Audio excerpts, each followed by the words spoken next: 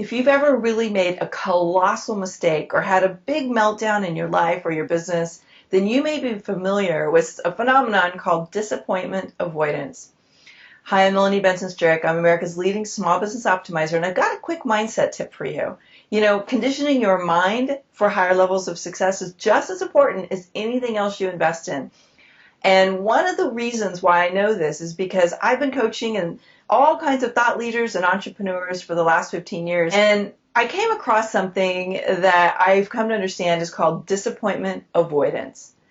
And what that means is that sometimes when we've had a disappointment or we fear we might get disappointed, our subconscious mind will work really hard to avoid feeling that kind of pain. Nobody likes to feel disappointed. We don't want to think about failing at something and what that might mean to us.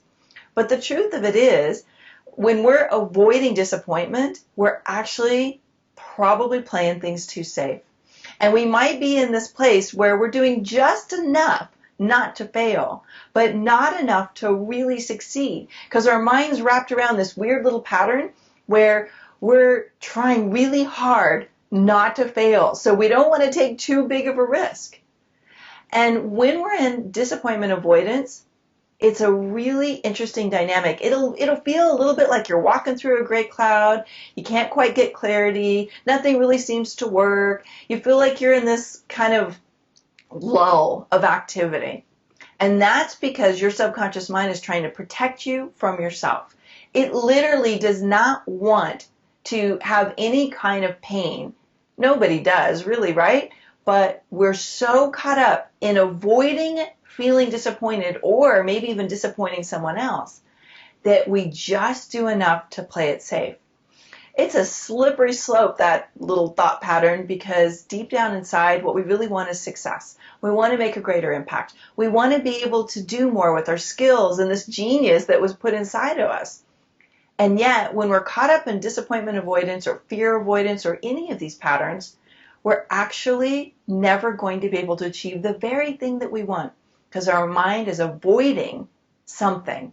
And the minute that avoidance kicks in, we start doing things that sabotage our short-term activities, and we just can't quite get ahead.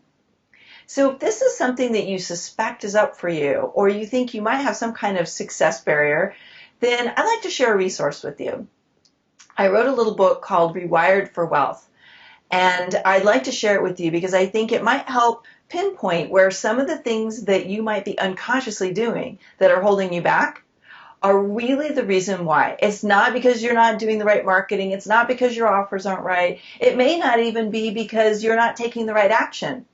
Or maybe it is. But because your mindset isn't conditioned for higher levels of success, you may be silently sabotaging the very things you think you want. So be sure to grab a copy of the book while it's still free at www.rewiredforwealth.com. And I look forward to hearing your breakthroughs and your ahas once you've downloaded and read the book. Bye for now.